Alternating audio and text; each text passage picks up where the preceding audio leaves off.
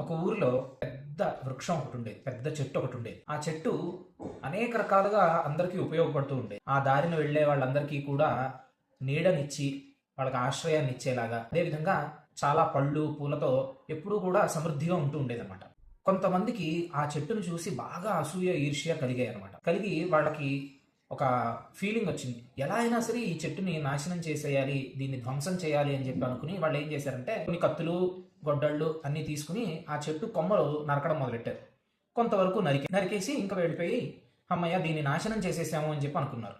కొన్ని రోజుల తర్వాత మళ్ళీ ఆ మార్గం వైపు వెళ్తూ ఉంటే చూసి అది మళ్ళీ చిగురించడం చూశారు వాళ్ళు. వాళ్ళకి ఇంకా ఆ లోపల ఉన్నటువంటి ఆ ఫీలింగ్ వాళ్ళ వల్ల అవ్వలేదు. ఎలా అయినా సరే దీన్ని నాశనం చేయాలి, మనం ఎంత నరికినా కూడా ఇది నాశనం అవ్వట్లేదు అని చెప్పి తీక్ష్ణమైన విషం, బాగా ఘోరమైనటువంటి విషయాన్ని తీసుకొచ్చి ఆ చెట్టు మొదళ్లలో, ఓహో దీని మొదళ్ళు మనం నాశనం చేస్తే గనక ఈ చెట్టుని మనం సర్వనాశనం చేయొచ్చు అని చెప్పి ఆ చెట్టు మొదళ్లలో ఆ విషయాన్ని వేశారు. ఇక ప్రధానమైన విషయానికి వద్దాం. ఇక్కడ సమృద్ధిగా ఉన్నటువంటి వృక్షం ఏంటి అనంటే సనాతన ధర్మం. ఆ ధర్మ వ్యతిరేకులు, ఆ ధర్మాన్ని చూసి తట్టుకోలేనటువంటి కొంతమంది ఏం చేశారంటే ఈ ధర్మానికి మూలమైనటువంటి ప్రధానమైనటువంటి వాటిని నాశనం చేస్తే ఈ ధర్మాన్ని మనం నాశనం చేయొచ్చు అనే ఉద్దేశంతో విధానానికి ఉత్తమమైనటువంటి రోజైన ఆదివారాన్ని వాళ్ళు లక్ష్యంగా చేసుకున్నారు. ఆదివారాన్ని పార్టీ కల్చర్ ఇంజెక్షన్ చేశారు మన వాళ్ళలో. కానీ ఆదివారం రోజున చేయకూడనటువంటి పనులు చేస్తే ఎంత పాపం వస్తుందో మనకి ఈ శ్లోకం ద్వారా తెలుస్తుంది. అంశం మధు మాంసాని యః కరోతి రవేర్దినే సప్తజన్మ భవేద్రోగి జన్మ జన్మ దరిద్రత.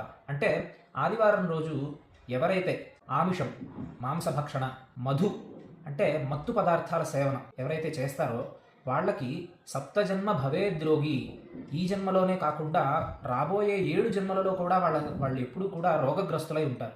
అదేవిధంగా జన్మ జన్మ దరిద్రత, 7 జన్మల దాకా విపరీతమైన రోగాలు బారిన పడతారు. ప్రతి జన్మలోనూ కూడా దారిద్ర్యం అనుభవిస్తారు. సరే వీటిని తప్పించుకోవాలి అంటే ఏం చేయాలి అని అంటే స్త్రీ తైల మధు మాంసాని ఏ త్యజంతి రవేర్దినే నవ్యాధి శోక దారిద్ర్యం సూర్యలోకం సగచ్చతి. ఎవరైతే ఆదివారం రోజున స్త్రీ అంటే స్త్రీ సహగమనం, తలకి నూనె పెట్టుకోవడం, కేశ సంస్కారాలు చేసుకోవడం, మధు మాంసాని మధు సేవనం, మత్తు పదార్థాల సేవనం, అదేవిధంగా మాంసభక్షణం, వీటన్నిటినీ ఎవరైతే వదిలేస్తారో ఆదివారం రోజున వ్యాధి శోక దారిద్ర్యం, వాళ్ళకి ఎటువంటి వ్యాధుల వల్ల కలిగేటటువంటి బాధలు, దరిద్రం, ఎటువంటి పీడలు కూడా వాళ్ళకు ఉండవు. అదేవిధంగా సూర్యలోకం సగచ్చతి, జన్మ తర్వాత వాళ్ళు సాక్షాత్తుగా సూర్యలోకానికి వెళతారు అని చెప్పి మనకి సూర్యాష్టకం ద్వారా తెలుస్తుంది.